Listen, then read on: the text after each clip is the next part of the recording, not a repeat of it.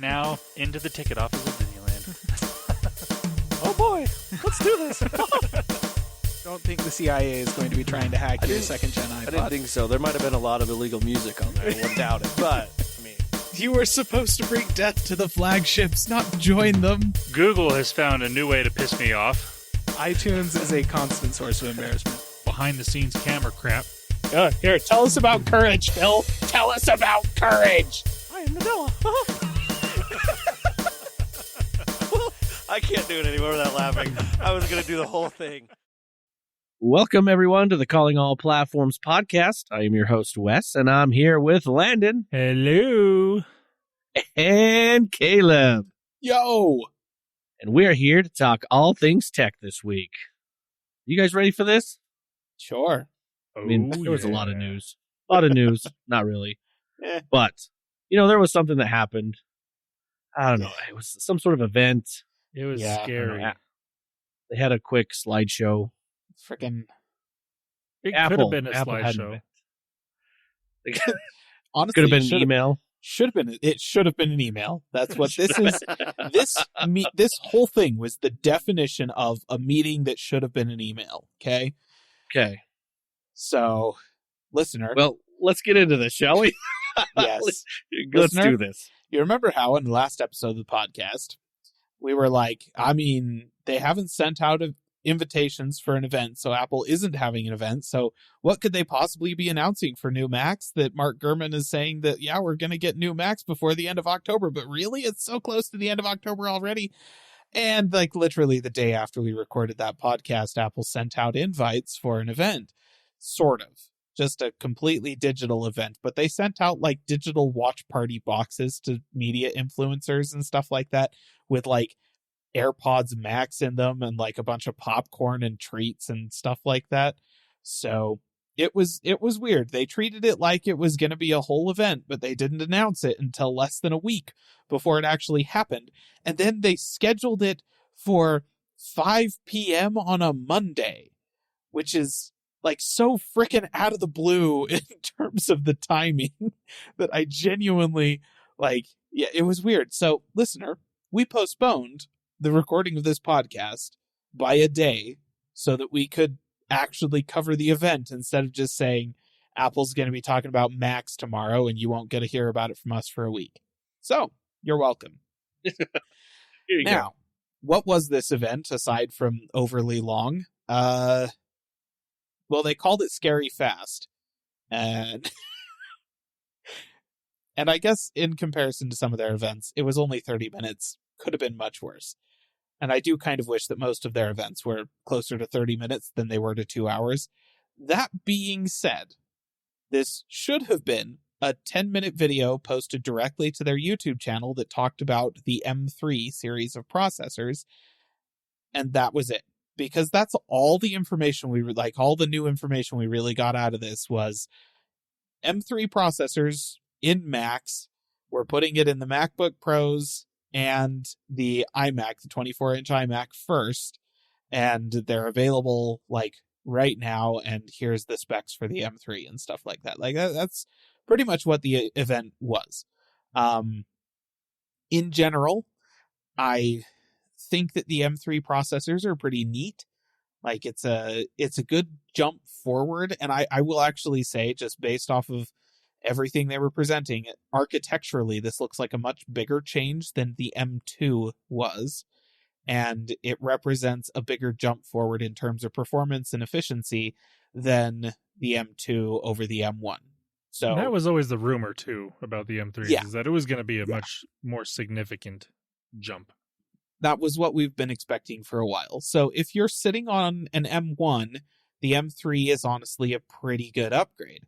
If you're sitting on an M2, it's still decent, way better than the M1 to the M2. Maybe not necessary, honestly, but worth looking at, just because based on your use case, it may actually be a pretty significant jump forward. And if you're on an Intel chip, they've been a significant jump forward since the M1, so it's just getting more and more significant every time. So, me sitting here with my stupid Intel Mac. Me too. I would love to have one of these M3 powered computers, but unfortunately, none of them are actually the computers I would be interested in purchasing. But I'm just gonna get into questions for Landon mostly. Wes, did you watch the event or pay any attention to it at all? No, I didn't even know that it was I really did happening. Not. Okay, yeah, that's fair. That's fair. All right, Landon, was there any real purpose to going over the specs of the MacBook Pros and iMacs in this event other than to fill time, do you think? Absolutely there was. They had to make that 5-second video about the new space black version of the MacBook Pro. Yep. And talk all about that for about 5 minutes. They did. They really spent way too much time talking about the fact that, hey, it's available in black now. Yeah. Now, listener, I say that obviously sarcastically because I put in the Slack and I told Caleb beforehand, once they did this whole little, like normally when they announce a new design of a phone or something, they show a little video showcasing the different angles and things of the product. They did this all for just a new color. It's just a color. I literally laughed out loud at this happening. I'm like, are you kidding me? That's wow. That was the dumbest absolutely thing. ridiculous. Like, holy crap. I almost wish that Johnny Ive still worked for the company so that we could have gotten a full like Johnny Ive voiceover video, literally just talking about the color of the MacBook Pro. Because the computer is the same. All the ports are the same. The design is the same. It's the same thickness. It's the same shape. Has the same cooling. The motherboard layout is the same. The battery size is the same. The monitor is pretty much exactly the same. I guess it's like 100 nits brighter in standard definition. But whatever. The point is, the same computer. They just are now offering it in black. Yeah. Apple. Okay. What the heck? So yeah. This event was, like I said, about 20 minutes longer than it needed to be. But I will say, they did talk about sustainability by just mentioning that the computers are made out of 100% recycled aluminum, which is a part of their commitment to being carbon neutral by 2030. And that was it. That's all they said. I was very happy about that. Perfect. That's exactly how much you need to say about that in this case. So... okay, so now the real question, though, Landon, which version of the M3 do you personally think you could actually push? Like, you could actually stress out and use the full capabilities of the processor? Ooh, beforehand, I would have said just the base model, and like the M1 and M2, I would probably get a fan going in a product of that. Yeah. Now... I'm not so sure if it would even do that with the M3. I would still get the M3 Pro personally, but an M3 would probably be... It would be on the borderline of... Well, it would be sufficient by all means, but I could still benefit from the Pro version of the chip. Yeah. And I think... maybe the most interesting thing about this was like just looking at it, like I never needed anything more than a base model M1 or M2. Right. That was always going to be just fine for me. But they're now offering the base model M3 in the 14-inch MacBook Pro, which I think says something about what they think about it. Like, with active cooling, this thing is going to be able to perform a little bit better in the 14-inch MacBook Pro than it would in the MacBook Air line. They don't have fans.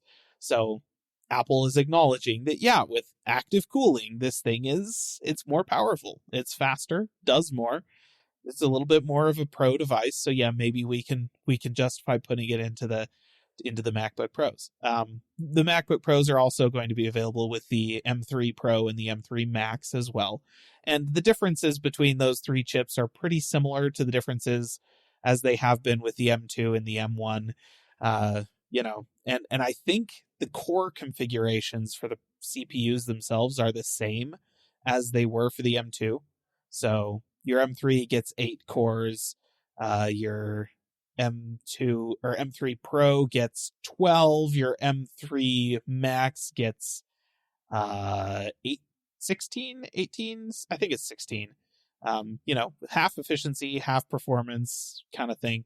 The big difference, I think, with the M3, because, cores are architected a little bit better, they're a little bit faster, etc. That's nice.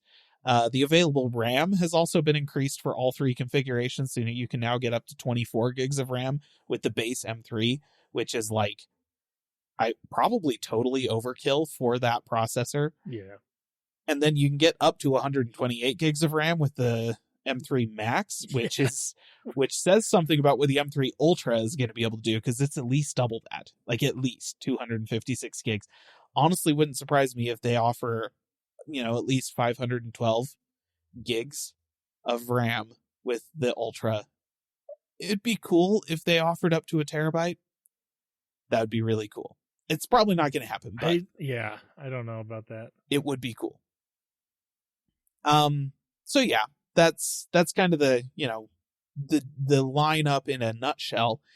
But the main difference, I feel like, between the M3 lineup and the M2 is the GPU. Mm-hmm. And for me personally, I actually would say that I could probably stress out the M3 Max, but only because, unlike Landon, I do fall into one very particular use case, which is gaming.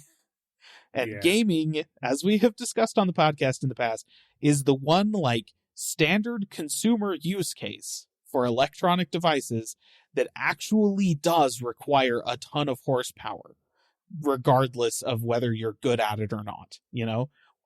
If you're a serious gamer or you're a casual gamer, doesn't matter. If you want pretty pictures at high FPS, you need a really good GPU.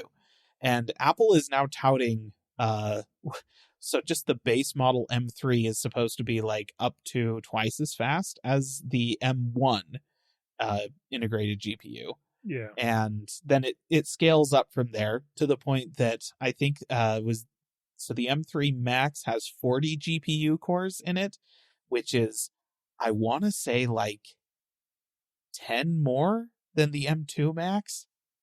Oh, trying to remember. I just watched all this an hour and a half ago. So who knows if I'm getting all of that exactly right. But point is, GPU is where Apple is claiming most of the improvements for the M3 over the M2. And the real question that I have coming out of that is, does this mean that I could buy a Mac and use that as my primary gaming computer going forward? With the M1 and the M2, it was kind of this is way better than Intel's integrated graphics, but I would be buying the base model. So is it actually good enough to be my main gaming computer? Probably not. But now, it's getting close, if it's not already there. No, I was just thinking, I was like, oh, that would be cool. But then I was like, so I don't know this, but do you have games for an Apple's ecosystem? Yes. Steam is cool. So when you buy a game on Steam, you're buying it for every platform that it is supported through Steam. Linux, Windows, Mac, doesn't matter. If there's a version of the game for that platform published through Steam, then you get all of them. So I have, that's cool. Yeah, that's cool. I have a huge library, 350 some odd games on Steam, and a chunk of those, probably a third of those, have a Mac version available. So I do have Mac games that I could play, in addition to some games that I actually purchased directly from Apple on the Mac App Store, and anything on Apple Arcade, which there's a few games that actually work really good on the Mac on Apple Arcade. So, I do have some Mac games. I don't have anything super serious, but actually just this past week, Resident Evil Village was released for Mac. Yeah. So if I wanted to get a serious game, I could pick up that. I don't know. Let's be real. You try and figure out a way to install Diablo 2. Let's be real. Diablo 2 natively runs on Mac OS. Did you not know that? Always has. Yeah, I did. That's why I said, yeah. Let's be real. That's what you would do. You could talk all you want, but you just download that one. I could do that right now, and it would run absolutely perfectly. Let's be honest. So awesome. I don't actually need a gaming PC to play half the games that I play. Let's be real. Right. I could play half of them on a potato because they're all really old games, and Yeah. like Doom era stuff. But for newer games, it's looking a lot more compelling than it used to be. So, okay, Landon, what was your question? My question was so you were saying like if this would be a good gaming computer for you to be able to use.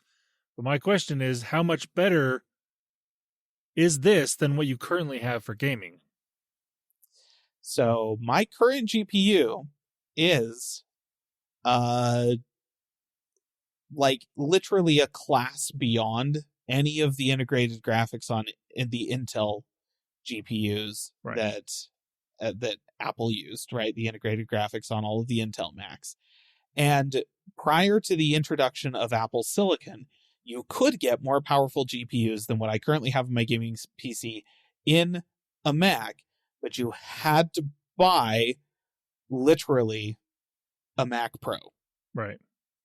And even then, the base version of the Mac Pro at $5,000 shipped with basically the same GPU in it as my gaming computer has, which is a travesty. Yeah. Don't get me wrong. That was the dumbest thing ever. They're all like, yeah, it's an RX 580X something, like, it's like a slightly upclocked, slightly nicer version of my GPU. And I'm all like, Apple, are you kidding? I paid like $180 for this thing. You're putting this in a $5,000 computer. That's terrible. So that was the state of things in the Intel world.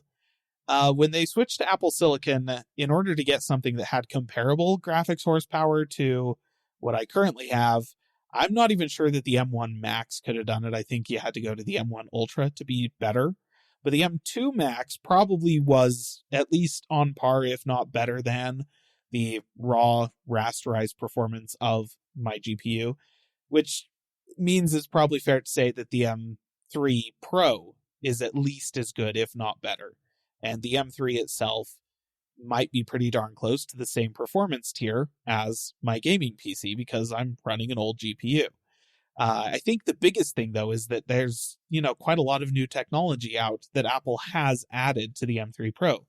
So hardware accelerated ray tracing, which was added to the iPhone, weirdly, is now also on the M3. They also have a new shader renderer that is apparently, this is new for the M3 it wasn't included in the A17 or A16 Pro. No, A17 Pro. What are we on? Too many. Those numbers are hard. So, they've added some new technologies to it. They've changed the way that it does memory allocation, and they're very proud of that, apparently. If you're using a shared memory pool between your graphics processor and your CPU, then I think that what Apple is describing probably is pretty cool. But if you're not running integrated graphics, so like you have a dedicated GPU, I don't think it makes a difference. Don't think that changes anything. So, okay, cool, Apple, I'm glad you're proud. But yeah, so it's nifty. It probably does have the horsepower, the base model, to at least match my gaming PC's graphics card. And the processor stomps all over mine. My processor is also quite old and was not super high end when it was brand new. So yeah, I think that it probably could match the raw horsepower of my gaming PC. And I suspect that it probably beats out AMD's, what do they call those? They're like specialized handheld gaming processor things. I can't remember what they called those. Z something, right? Like the Z series. Yes. I'll look at it. Obviously made a big mark on the industry. It didn't make it really didn't. Great naming convention, AMD. Really worked out for you. But yeah, they have that special tier of processors that they released specifically for handheld gaming consoles. And, kind of based around the work that they've done with Valve on the Steam Tech. And I think the ROG Ally was the first one to use it. And, that's really cool. AMD has good integrated graphics and really good processors. So I think that that's probably the product that the M3, the base model M3 is competing with the most. And I suspect they might actually have them beat. So that's pretty neat. Whether or not we'll see a gaming handheld from Apple, we probably won't. They just Called say, an iPhone. no, that's the iPhone. Just be like, except it's not, because have you seen the operating system? That's not how that, anyways. So, yeah. And that, honestly, listener, that's pretty much everything that Apple talked about. There you go. You now know everything you need to know about the M3 series of processors, and they're available in some computers, MacBook Pros and the iMac. Landon did have a good point, good question. Why on earth can't we get this right now in the Mac Mini and the MacBook Airs?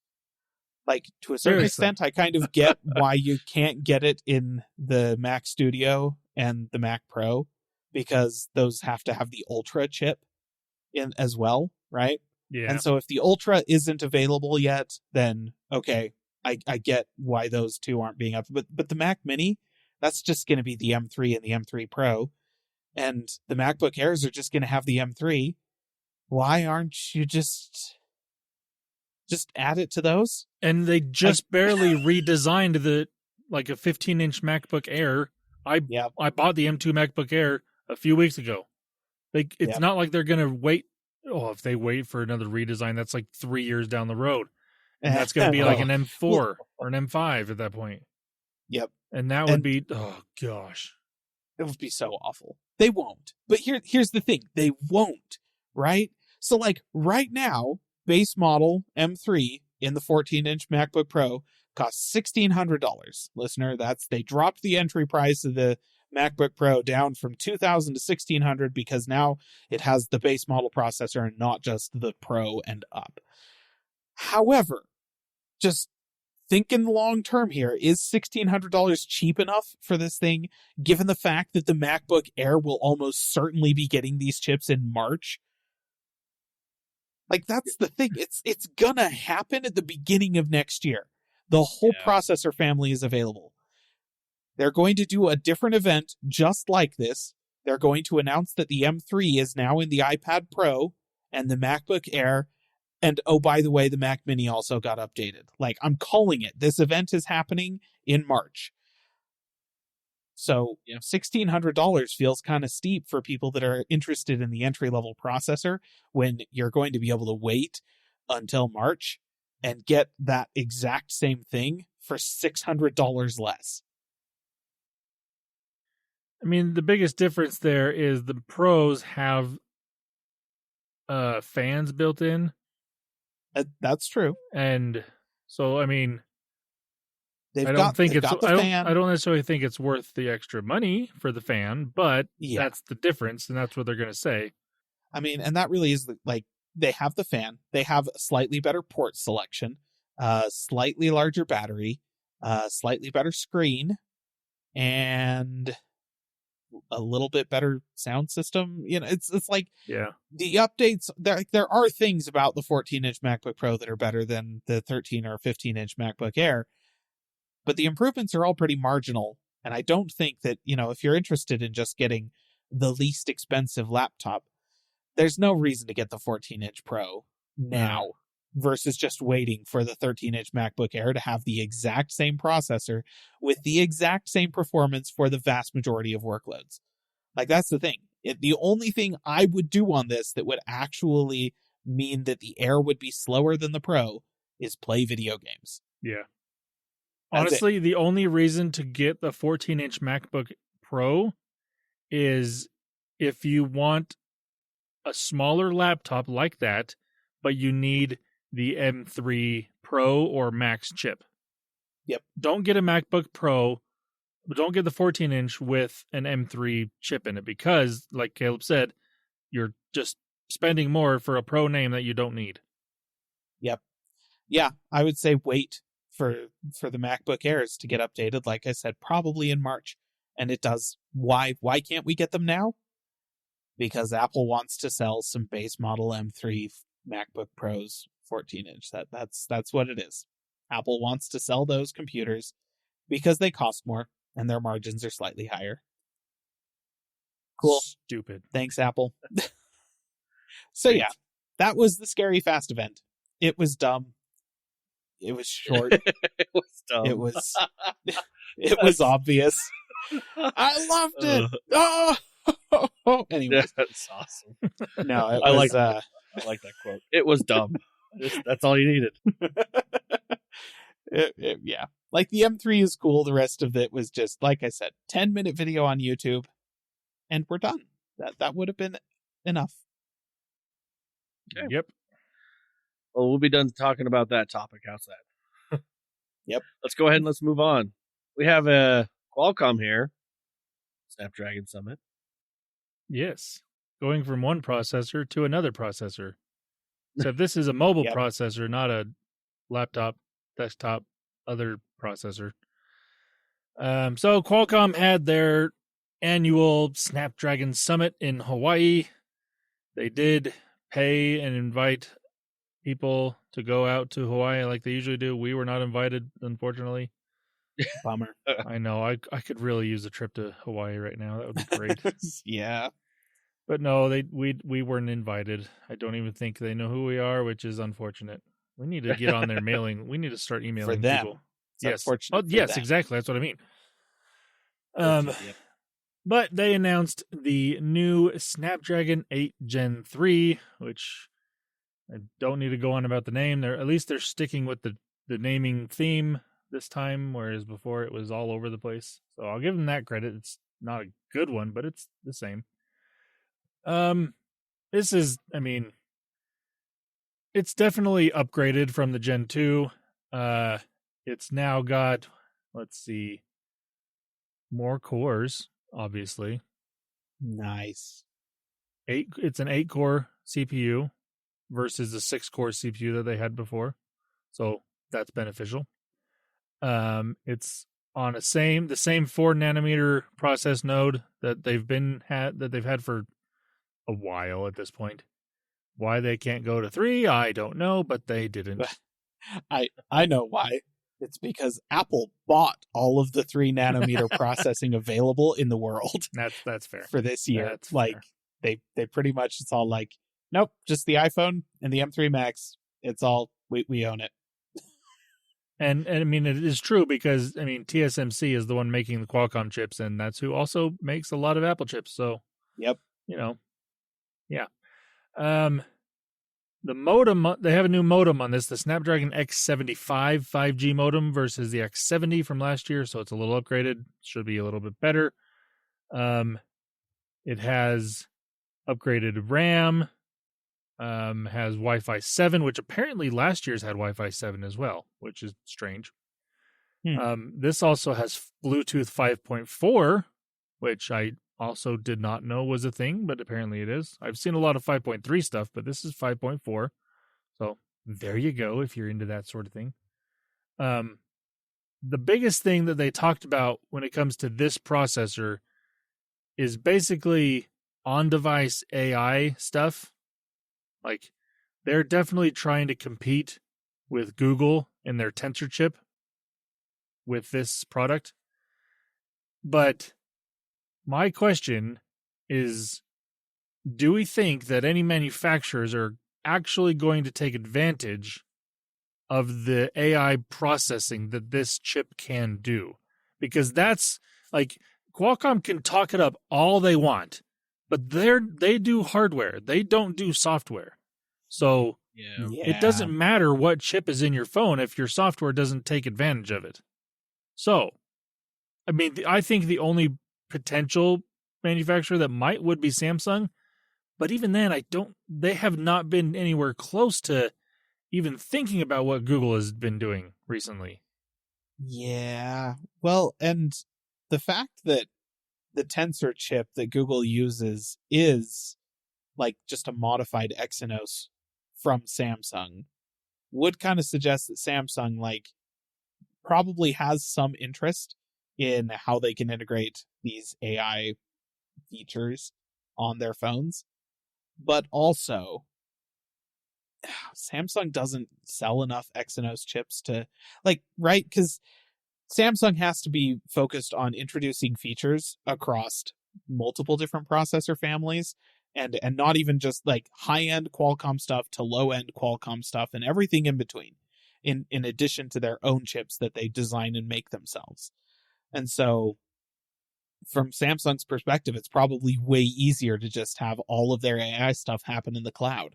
Yeah. Like that will simplify their software so much. And yeah, like Apple and Google have the benefit of controlling the whole pipeline.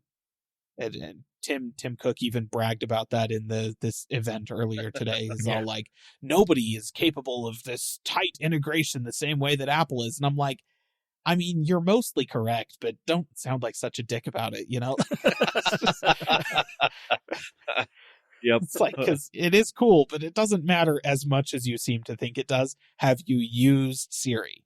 Just saying. Just throw that out there. I think you're probably right, Landon. It is a problem for Qualcomm just because they have no control over the software side of things. They can develop all of this on-device AI capability, put in all of the AI processing that they want. Some of it will surely get used by apps that are designed to use the APIs that those things involve. But a lot of the features that the actual phone makers design into like their cameras and that kind of thing, it's probably going to continue to be easiest for them to just put that stuff in the cloud, do it off the device, because that's going to be a consistent software development experience for them across all of the devices that they make. Yeah. So, yeah, probably not. I do not think any manufacturers are actually going to take advantage of the AI stuff. That's my take. One of the things they mentioned and showed up, like they usually have some sort of device that they build to showcase what the processor can do. And on this device, they were doing generative AI stuff, and they were doing like images within fractions of a second versus, ChatGPT it takes 5 to 10 seconds or more to give a few different pictures. This was doing it way faster and on device, which is impressive. Yeah. But again, companies have to make software to be able to use that. And even when, like Caleb said, even when it comes to app companies that are going to make different apps that might do that, they generally try to make their apps work on multiple processors. They've got to work on the H series chip. They got to work on Tensor. They got to work on Snapdragon. They got to work on all these, and all of them probably can handle the same amount of on-device AI stuff, but because the APIs are so different, they're just going to do least common denominator and go with what works.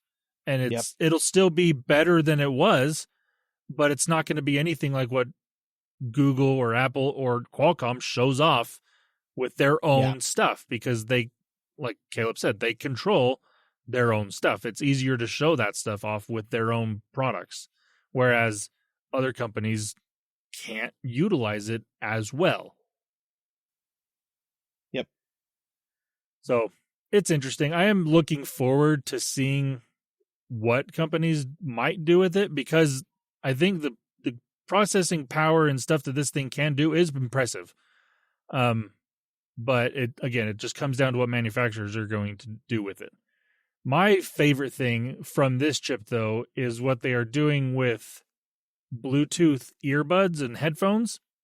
So they announced a thing where you can connect Bluetooth. This is obviously going to require new products to come out, new headphones to come out, because you can connect headphones via Bluetooth and Wi-Fi.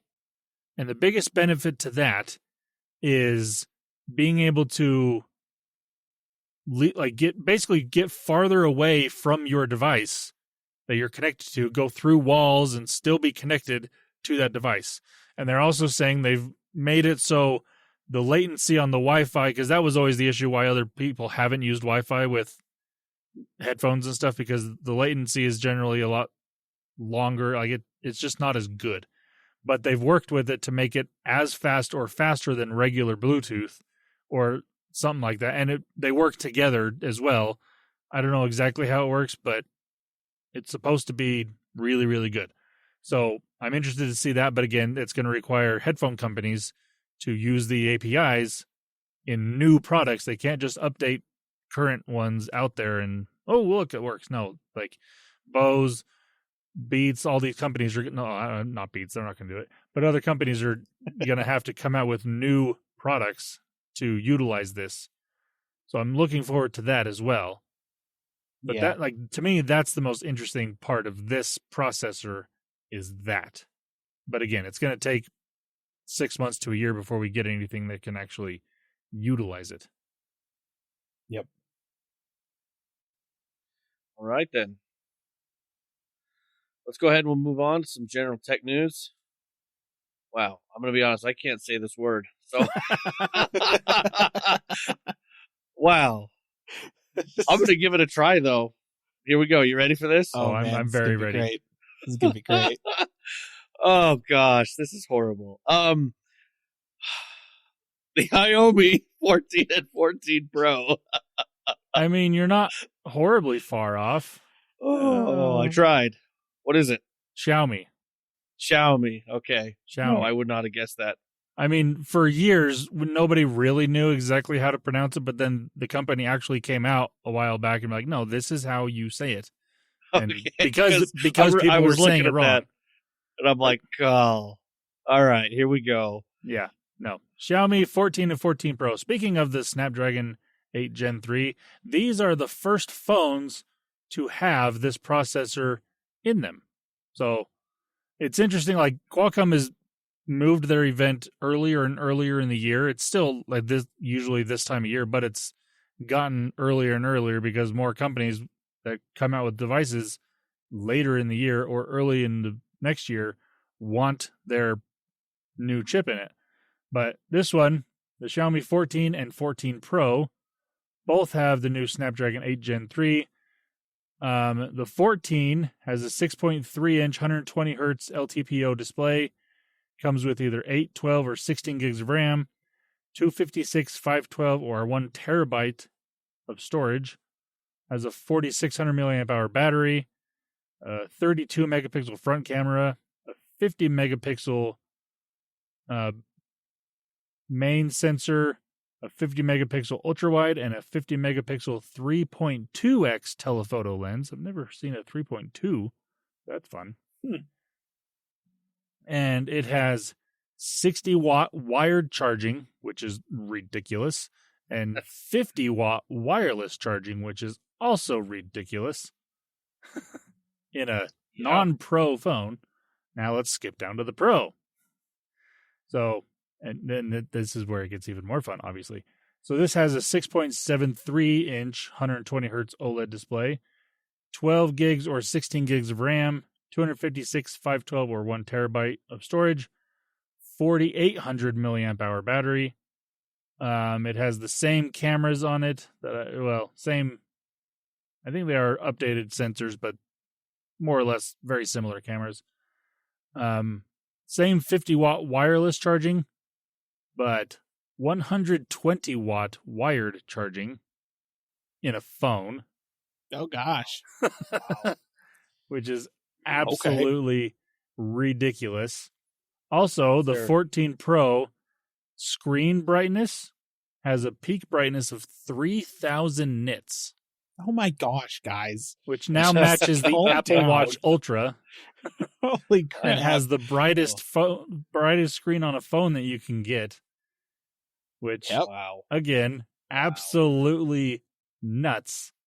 Oh, also, I didn't see this before. The regular Xiaomi 14 also has a 3,000 nits peak brightness. So either of these phones, you're getting a phone that can, give you a suntan if you want. Yeah, no, that's a laser pointer in your pocket. That's what that is. I mean, the biggest thing about these phones is the new processor.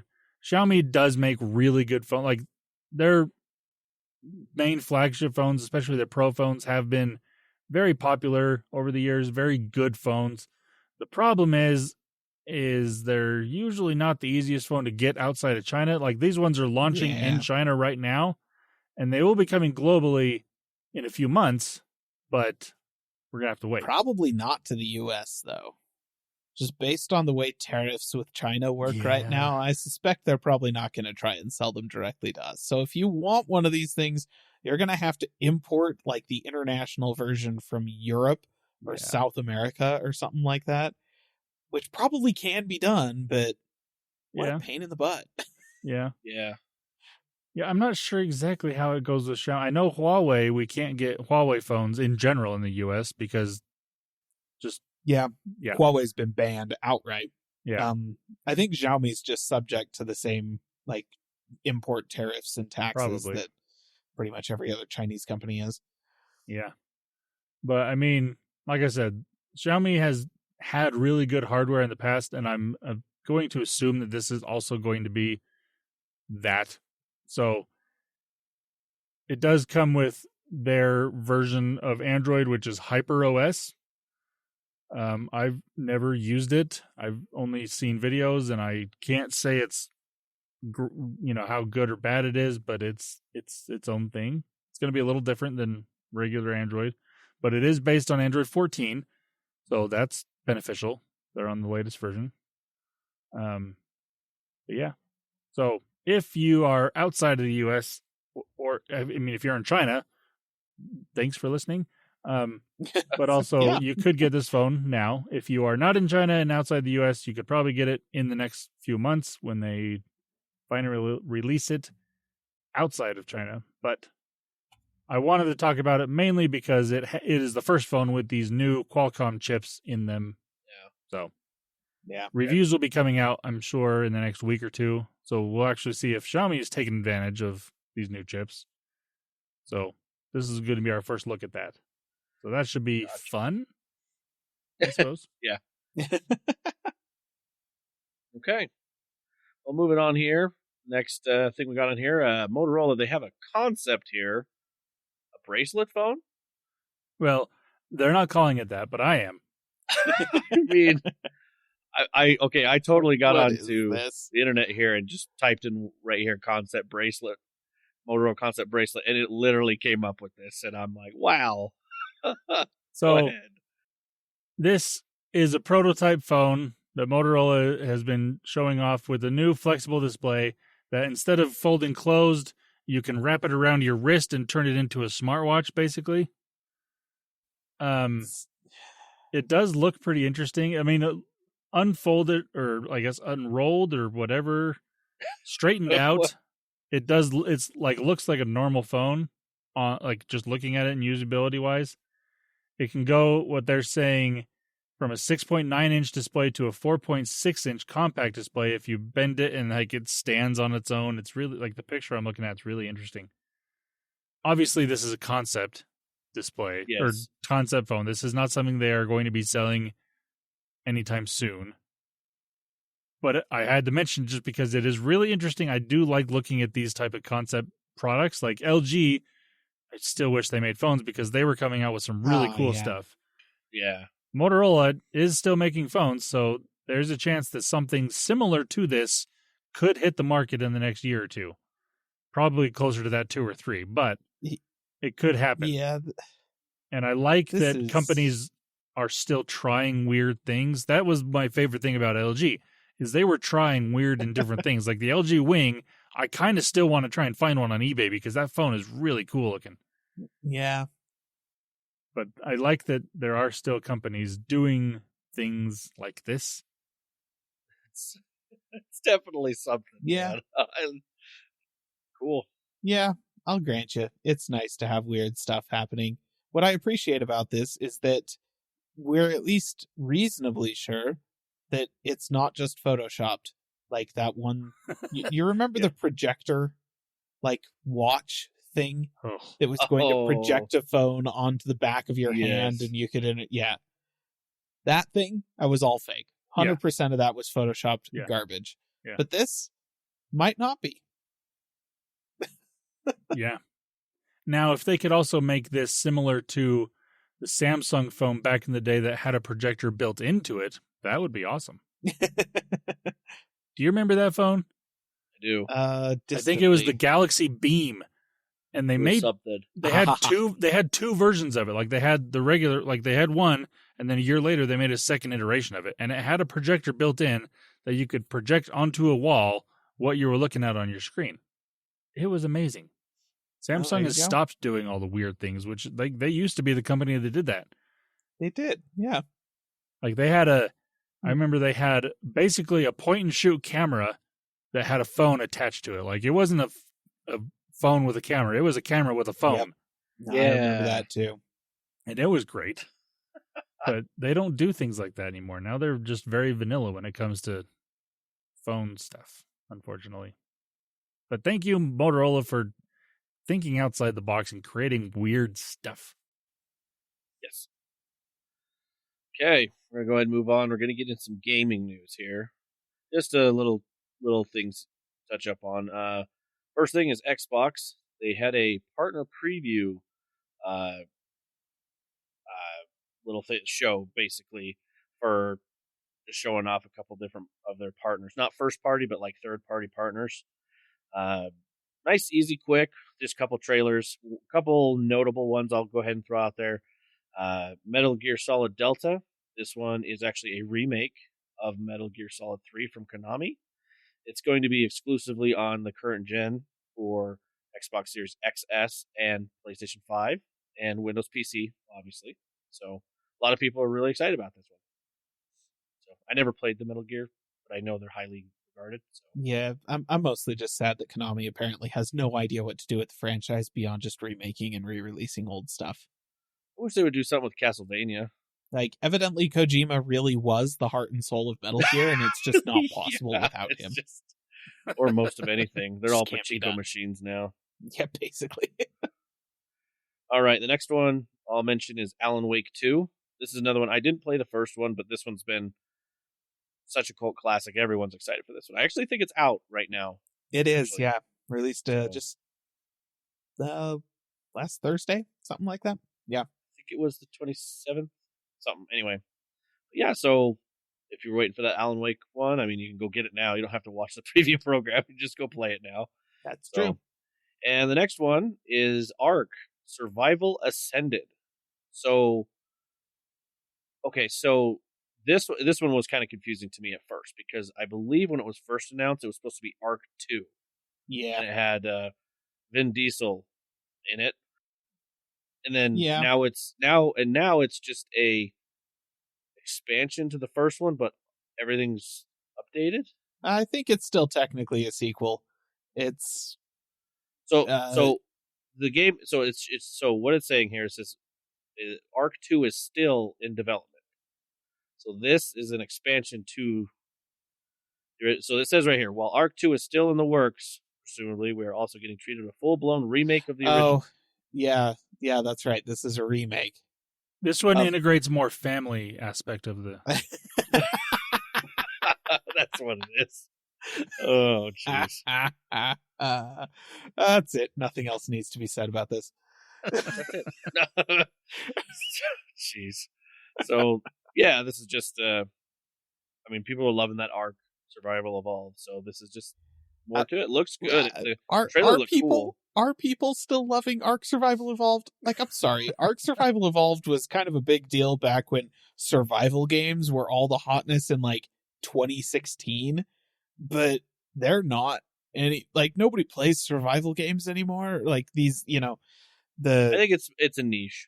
There's a lot of big niche in it, so. It's a very small niche at this point. Like, player numbers have been falling on all of these games for a really long time, and I don't think a graphical update to Ark is going to make people come back to it, Like, anyways, this is a very, like, I feel like maybe developers of Ark, you might need to move on to, like, the next big thing, because I don't think this is it, guys. Yeah. Sorry. Well, I've heard good stuff, so that's what I've heard. I don't play it a lot. I mean, look, I have played Ark. I played Ark back when it was in early access in 2016, and like, it was a fun game. Like, of all of the survival like style games of the time, it was one of the better ones. I did enjoy it. but just in the larger gaming environment, it's been overtaken by mainly battle royales of various sorts at this point, and that's what most people are going for, is that style. And I don't know that people are really jumping into stuff like Arc anymore. Well, I don't know. We'll just have to see. They'll release it, and maybe we'll see player numbers at some point. We might not either, though. I don't know. It'll be interesting. Obviously, it'll be on Steam, and you can always check those numbers. They have those a little bit That's easier. true. Yeah, that's true. So. You can check Steam. So yeah, and then there's a bunch more of other indie games and whatnot. If I didn't mention any of those, you can take a look at it for that. So it was kind of short and sweet. The thing I said on here for a question, something to ask you guys, like, our smaller preview broadcast something we want? Something nice, easy, and quick. I love nice, easy, and quick. I think that the best way to get that is for these games to just release the trailers and call it good. Like, I don't think we need some kind of formal, organized thing to put them in, like a showcase. I get that maybe that gives a little bit more visibility to the indie devs out there, but also I don't think that that's the visibility they want, or that is going to be helpful to them. It's hard to say how much benefit it really gives, but beyond this, just their games showing up on Game Pass one day, people going, "Oh, sure, I'll look at that." As I feel like there's a lot of overlap between people who just have Game Pass and people who pay attention to these showcases. Yeah. So, I don't know. All right. Well, we can move on. So Microsoft, they've done some reorganization for their Xbox and marketing divisions. Reorganization for leadership changes and things. Obviously, with ABK coming and being bought and Bethesda and all this, they finally just put it. But basically, it's Phil Spencer at the top, and then all the studios and everyone has an assigned person that's ahead of them. So, for example, Sarah Bond, she was the corporate vice president of Xbox. She is now the head of Xbox. All of Xbox in the studio and anything for there. Still reporting to Phil, obviously. They moved Matt Booty over to run ZeniMax and Bethesda games. They did say that they wanted ZeniMax to still operate with limited integration, but they'll just report to Matt Booty. So, a couple other just reorganizations, basically, because obviously not in there. But the one thing I did want to point out, not really a question or anything, but hey, no Bobby Kodak's on there, so yay! He'll be out. He'll get his. In fact, he probably already has his money. Yeah, he's probably got his severance and has already moved to an island of the Bahamas or something like that. Yeah. Whatever. Good riddance. If this is more important to you and you want to take a look at everything here for their marketing team and everything and who's been involved there, you can take a look. Obviously, they'll have it on their Xbox stuff, their Xbox news and stuff. If you want to see actual people that are on there, you can definitely do that. Okay, let's move on here. Something that's interesting. Microsoft is now blocking unofficial controllers on Xbox consoles. That's rude. So I was curious. I kind of went through and I was like, what does this mean? So unofficial accessories to their consoles. So on November 12th, they said that if you were to plug in an accessory, you will receive an error code, and you'll have 2 weeks to use that accessory. Then after which it will then be blocked from use on your console. So looking at this, I was trying to see if this is what exactly this is trying to combat. So there are a couple gaming companies that sell controllers and controller converters and things that this affects. One of them is Brook Gaming. They did announce that they do have an issue, but they are going to have an update and work with Xbox to be better. But the only thing I can see this from is really just people trying to cheat the system. So what would happen is people would plug in a USB or some kind of dock that makes the console think that you have a controller, but you're really using a keyboard and mouse, and you're going into a console pool of play and destroying people, I guess, in that. But that's really the only thing I could really see. Yeah, I mean, so the question is, does this only affect people trying to cheat the system? absolutely not. This affects, and I will look, it's a very specific group of people, but all the people who would have gotten stuck with the Mad Catz N64 controller back in the day, right? That thing was a competitive disadvantage. I don't care what anybody says. That was always the worst controller that your cousin had to go with the N64. But you were player number 4. They only had 3 of the genuine article, and then they had the cheap, crappy Mad Catz controller, and you had to use that. But you still got to play. And that's kind of the thing. I feel like, yeah, there probably are some people that are using third-party controllers to game online competitive play one way or another, just so that they can enable aim assist or something like that while they're using a mouse. Sure, like I can totally see that being a thing. But I think the people who are using unauthorized third-party controllers are most of the time, but the vast majority of the time, just folks who don't want to shell out $70 for a new official Xbox controller, but they want to also do couch co-op with their buddies. So they need to get a second controller. Okay, can I get one for $20, $25, $30 instead? I will bet you money that 90% of all third-party controllers are just that. Just folks that have a secondary, worse. Yeah. Some kind of very possibly made by Mad Catz controller that they want to have for couch co-op and just so that they can play multiplayer games together with their friends. And if Microsoft is going to start banning those controllers, that's super awful.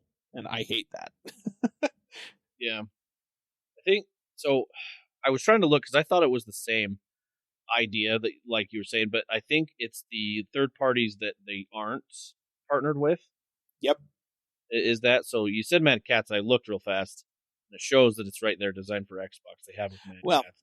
I was afraid because I have Astro Ear wireless headset, and I was like, I hope that doesn't ban them because I spent a lot of money on. But I think it's probably fair to say that anything that is like a licensed partner, device, that's probably going to be fine, right? Those are going to be considered known devices. They'll be in a database that Microsoft maintains. Basically, like those licensed things will be fine. Yes. But it's the cheap Chinese knockoffs or whatever that cost $20. Those are the ones that are going to get knocked out by this. And that just makes me kind of sad and a little frustrated that all of these people who bought, like, we want to have 4 of these things so that we can have 4-player couch co-op on an old Teenage Mutant Ninja Turtles game or something like that. And they just want to sit down and play with their friends. And then half their controllers are going to stop working. Yeah. Because they were trying to save $1 because, sometimes it's hard to make rent and buy food in the same month. And just, I don't know. I feel like Microsoft, you should not be punishing those people for having the audacity of wanting to have a good time, despite the fact that they live in a late stage capitalist society. It doesn't matter if some people are losing video games on the internet. Okay?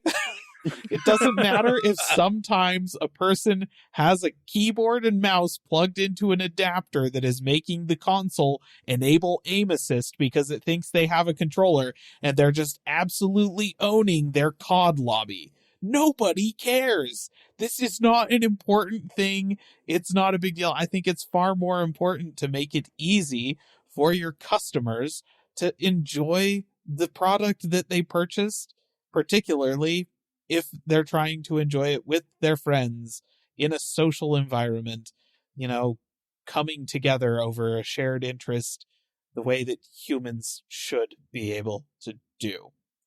So, I don't know. And anybody who complains about the cheaters in Call of Duty or whatever, buck up. Go back and get on those original Xbox servers for Halo and see if things are bad. Now, they're not. They were They're not worse even then. there. They're not even there anymore. Well, yeah, Oh. that's true. But no, I'm just saying, if that's really the whole motivation for this, and if that's really what's going to happen, like basically any third-party controller that isn't an officially licensed controller through Microsoft is going to get disabled. That's awful. I hate that. It says controllers and accessories. So Yeah. if you get this error code, then hey, you know that it's there. So yeah. So I mean, I was looking at that myself, and I thought about it, and I was like, well, maybe it's just them trying to combat the people that do that. But I'm like, if I remember, like playing some of the crossplay games, if you play, like you can just hook up your keyboard and mouse to the Xbox and play them. So like you're saying, COD, you could hook it up to there, but I think they actually put you in a PC pool instead of the console pool. Well, I'd imagine that if it detects a keyboard and mouse, it probably turns off stuff like aim assist and that kind of thing, and just gives you the more vanilla experience, and that's fine. But also, it doesn't really matter if a random dude in a multiplayer COD match has aim assist enabled on their mouse, and they're just owning noobs with headshots from across the map and stuff. Like, is that frustrating for the 10 minutes you're in a match with that guy? Sure. Is that worth disabling all third-party accessories that are not officially licensed by Microsoft? No. Absolutely not. Well, I guess it doesn't affect me, but I just wanted to announce it. No, probably not. It doesn't at all. So I'm like, all right. I mean, apparently I have a lot of license. That was the thing. I did see Astro my headset, and I was like, wait, is that going? Because that would be irritating. But no, it'll probably be fine. Yeah. If So, you spent good money on it, it'll probably be fine. yeah. I looked at the box. I still have the box that said licensed Xbox. So I was like, sweet, I'm good. Well, what's going to happen is even if you had something along those lines that might have got banned previously, they're going to be like, oh, this guy, he buys like 5 Xboxes every time we announce a new one. We can't ban him. I guess we'll hook this one up. Or it's like the, what is it? Like the credit cards that say, hey, you spent so much money. You're a platinum user. Or whatever. That's me. Anywho, well, I think that's everything. But guess what? I think we have one more thing for you, dear listener. We all do. Yeah. So we collectively were talking about this last week. Landon had mentioned last week in a one more thing that it was our 7 years as a podcast. And so we decided for our one more thing this time is we would talk about 7 things that are 7 things that we I can't talk now. 7, excuse me, listener. I got this. So we've lasted 7 years. So we decided we would come up with seven different, whether they're services or 7 different pieces of hardware that we've outlasted for 7 years. And so we came up with 7 different things, all coming from Apple, Google, and Microsoft. So we have a list here, and we wanted to mention what they were. So I'm going to go ahead and let Caleb, you picked out the Apple stuff. Why don't you go through your list that you have? Heck yes. So Apple had a really great 7 years over the past 7 years. When we started this podcast, it was a genuine concern that the Mac as a thing was going to cease to exist within the next 5 years. Thankfully, that did not happen, but it was a genuine concern back in 2016. To be fair, the Mac as we knew it back then did die. That is we now true, have actually, M-series chips instead of Intel. So, and that's actually a very good thing. It is. Okay, that's true. Apple Silicon was a massive welcome change. But there's a few Apple products over the past, 7 years that we did in fact outlast. The first is the iMac Pro, major high profile device that has heralded Apple's outright apology to their pro users on the Macintosh. And I would say signaled a beginning of a return to hopefulness for all Mac users across the world. So released in 2017, the iMac Pro was never going to be anything other than a stopgap for Apple's actual professional users until the Mac Pro could get updated. And that is, in fact, what it turned out to be. The new Mac Pro came out. They updated the iMac Pro like once with new Intel processors and a slightly updated GPU. And then they pretty much just let it peter out and die from there. So 2017 to 2021, that's how long it lasted. And it's gone now.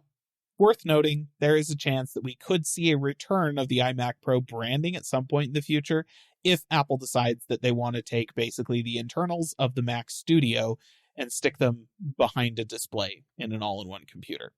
That could happen, but there's nothing real specific about that. We are expecting larger iMacs to come in the near future, but not necessarily iMac Pros. So, for now, iMac Pro is dead. Did not last as long as our podcast. Nope. The next thing that did not last as long as our podcast was actually announced literally days after the first episode of this podcast was posted. And that is the butterfly keyboard. The much maligned, deservedly so, piece of crap that was the butterfly keyboard, which existed entirely in the name of thinness, so that Apple could release their thinnest laptops ever, which in point of fact turned out not to be their thinnest laptops ever, because the modern MacBook Airs are thinner than those and have good keyboards on them.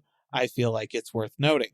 But yes, that was, October 27th, literally days after the first episode of our podcast was posted in 2016, and that was killed in 2020. Thankfully, they replaced it with the Magic Keyboard, making the laptops thicker in the process, and absolutely nobody complained. 0 complaints, Johnny. 0. 0. And then last, but certainly not least, and probably the most entertaining out of all of these, was actually announced the same day as the butterfly keyboard on the MacBook Pro. That's right, it's the Touch Bar. Now, listener, you're probably thinking to yourself, but wait a second. Apple sells a 13-inch MacBook Pro that has a Touch Bar on it still, despite the fact that that's stupid. You're right. It was stupid that Apple was selling that laptop. That's why they stopped earlier today. Literally today. Today. This event with the updated M3, you may have noticed that I did not mention the 13-inch MacBook Pro and said that the base model 14-inch MacBook Pro is where the M3 lives now. That's because the 13-inch MacBook Pro with a Touch Bar has been discontinued, is no longer available for sale on Apple's website. You can probably still buy one on Amazon, but don't. I've been saying that for years. Don't buy this computer. It was stupid. It is stupid. And the Touch Bar itself, also, I mean, it was a neat idea, had some legitimately kind of fun use cases and that kind of thing, but clearly did not catch on in the way that Apple was hoping it would. It was very much like Force Touch. Yes. Nobody took advantage, could have been very useful, but developers never took advantage of it. I will say Force Touch, I do miss more than the concept of the Touch Bar, but Force Touch itself does continue to exist in the laptop trackpads of Apple's computers. Yeah. Those are still fully haptic feedback Force Touch based devices. So, Force Touch does live on, just not on the phones anymore, unfortunately. But yes, the Touch Bar, from literally days after the first episode of the Calling All Platforms podcast until literally just a few hours ago of this episode of the Calling All Platforms podcast, we officially outlasted the Touch Bar, and I feel like that counts for something. That does. It really does. If you've been with us that whole time, listener, good job. You outlasted the Touch Bar too. Well, those are our first 3 to talk about. Landon, he's got some Google ones. He got 2 of them for Google. Yeah, I have 2. I had to narrow it down, listener, because I could go to Killed by Google and just, there's a vast list of things that Google has killed, even just over the years, but even in the last 7. But some of them you may not have heard of because they weren't super big, important things. But the 2 that I wanted to mention, the first one was technically announced on October 4th of 2016, So it was a little bit before we recorded a first episode. It was not before the concept of this podcast was talked about. We had talked about it previous to this announcement, so that's where I'm getting around to this. I'm using that as a reasoning here. But the Daydream View headset was announced October 4th of 2016 and they did actually come out with a second version of it, I think a year or two after, but then it was killed in 2019. And I actually still have a Daydream View headset somewhere. I ordered it. It was a free thing that I got when I pre-ordered my original Pixel XL, which also was announced the same day. And that was actually part of the subject of the first episode of the Calling All Platforms podcast was the Pixel XL review. But yes, the Daydream View headset, which I bring that up because like a lot of people may not know about it, but I bring it up because Google was so far ahead of everybody when it came to AR and VR back in the day. Like the Google Glass, that was like, even still, like that concept of a product is way ahead of anything that we currently have in when it comes to what it can do and the size of it and portability and whatnot. It's still way ahead of what we currently have. But because of when it came out, everyone laughed it off and thought it was the dumbest thing ever. Well, a lot of people did. The general public did. Tech people really liked it for the most part. But the Daydream View was another one of those VR things that like you put your phone, it was an upgraded cardboard headset basically. Like you put your phone in it and you could do a bunch of different stuff. It had an actual controller instead of just a single button on the side. And it was really cool. Like I played some games in it, I watched some videos. It was a lot of fun. And it just used your phone. It was something relatively inexpensive that could get you into VR and get you used to that concept pretty easily. But they killed it. And since then, Google has done almost nothing publicly when it comes to AR and VR. I'm not going to say that they're not doing things in the background because I'm sure they are, but they're not talking about it. Like, there's less about what Google's doing in this space than what Apple's doing. And, like, it's crazy. Like, Apple keeps things pretty tight-lipped, and Google somehow is keeping this, unless they're literally not doing anything, which could be the case. Yeah. It's crazy. But my favorite thing that Google announced and killed during the time of this podcast was Google's Stadia. Yeah. Which I still think it's very unfortunate. They literally killed it 6 months too early. If it would have just lasted an additional 6 months to a year, I think it would have really taken off.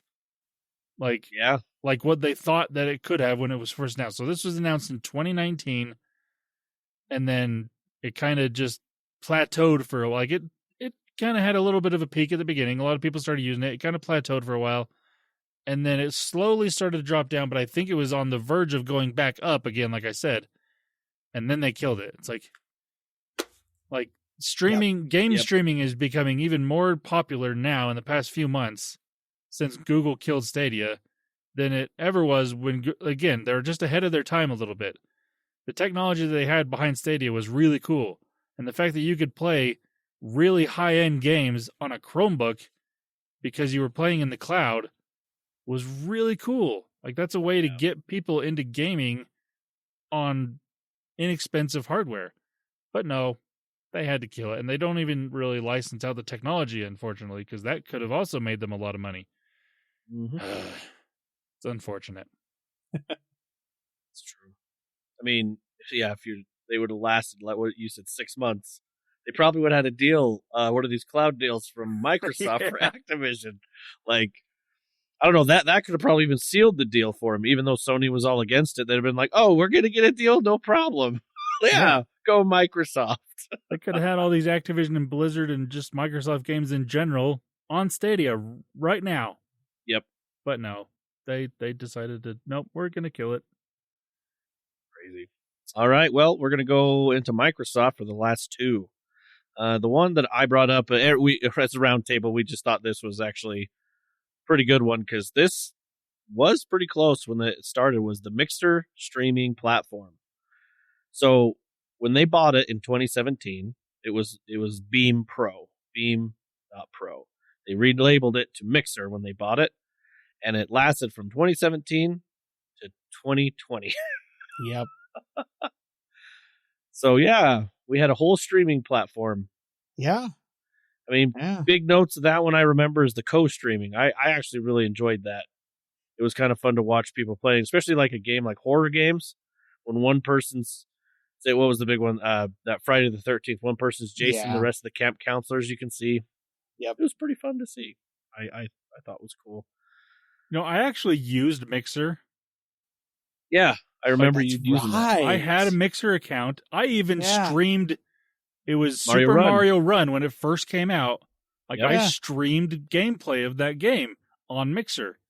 Well, like it was I would interesting. sometimes it would notify me when either one of you two were playing, so I would get on, watch for a few minutes here and there, and like I've never used I don't even know what it's called.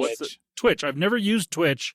Never signed up for an account. I mean, I basically have one. I have Amazon, but I've never used it, and I've never done any. I've only used Discord for doing this podcast, and I really hate Discord. Don't get me started on that. But I used Mixer, and it worked well. But yeah, they just up and killed it for some fun reason. I mean, they killed it because there was nobody using it. So yeah, it's true. I get it, but yeah, it's kind of funny. They bought it and just could not get it to swing. They tried. They had some pretty good stuff, I'd say. I think they were the one that had the least latency from streamer to person. Yeah. And that made Twitch change up. They had the co-streaming. I want to say I think they were the first ones to actually on your mobile app that you could just instantly stream to. Yes. Yeah. And that's Mobile how I game did it, streaming because was pretty- on the mobile app, I could just start playing a game and stream to Mixer. There you go. It's really easy. Yep. Yeah. So they were there. They just cut it off. And at the end there, they put, who are those big streamers they brought over from Twitch? Ninja they brought Ninja over. I can't remember what was the it other Shroud? one was. I think it was Might have been Shroud. Yeah.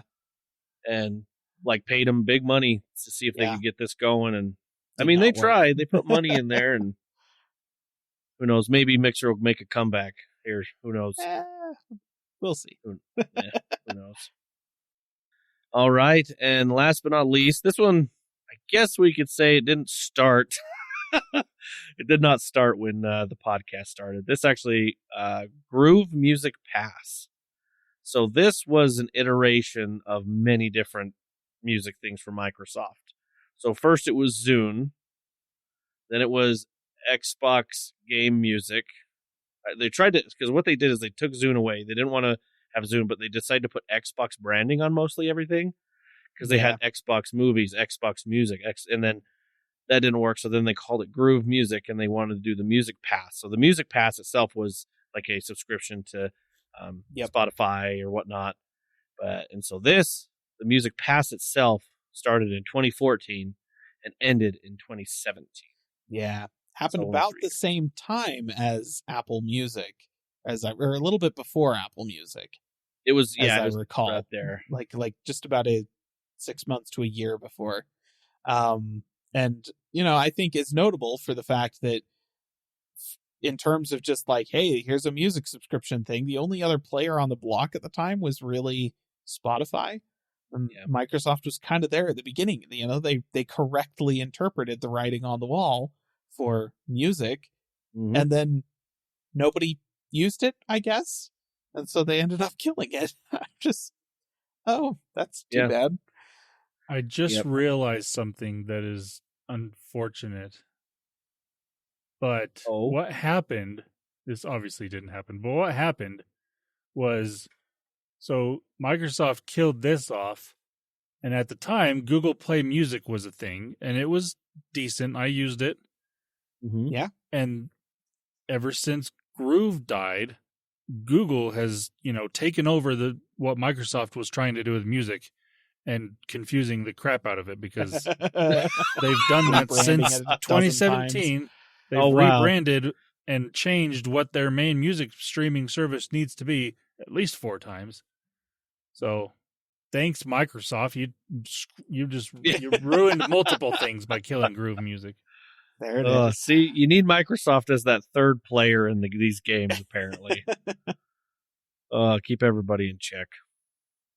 But those are the 7 things that we wanted to mention. It was actually kind of fun, listener, to go back and talk about these things and be like, wow, I can't believe it's just crazy that some of these, like you said, we literally, like you said, the touch bar and the butterfly keyboard, like almost seriously started with us and then literally ended today. Like, yep, that's crazy. And I mean, Stadia, that's an interesting thing because it started within the podcast and then ended.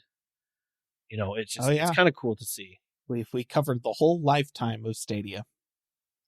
Yeah, kind of crazy, but yeah. And here's for 7 more. Yeah. What else is going to die in the next 7 years? We'll see. Oh man, we'll have to make this a thing. Maybe on our next 10th, if we make it to 10. How's that? No, we will make it to 10, and we'll see what else. We'll keep these notes and be like, hey, what else has died? Hopefully, nothing stuff we like. I mean, let's be honest, I think I'm the one that's taking the shots on that. Like Groove Music, I used Mixer. I mean, Windows Phone itself. That's true. I mean something that Microsoft does for you. Something I didn't mention that Google killed off that I really liked. They killed it off during the podcast. It started beforehand. Was Inbox.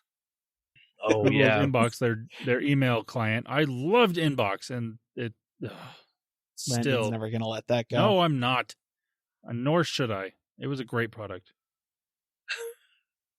All right, listener. I think that's everything. That was our one more thing. We appreciate you listening. If you want to get a hold of us, you can on our social media platforms. You can also get a hold of us on our website, callingallplatforms.com. If you want to take a look at our any videos, Caleb, videos on YouTube that we have, it's Calling All Platforms Tech, Calling All Platforms Gaming on there. All right, dear listener, have a good week. Bye-bye. See ya. Calling All Platforms is a production of Supporter Sound Studios. To learn more about how you can support the podcast, go to www.patreon.com/callingallplatforms.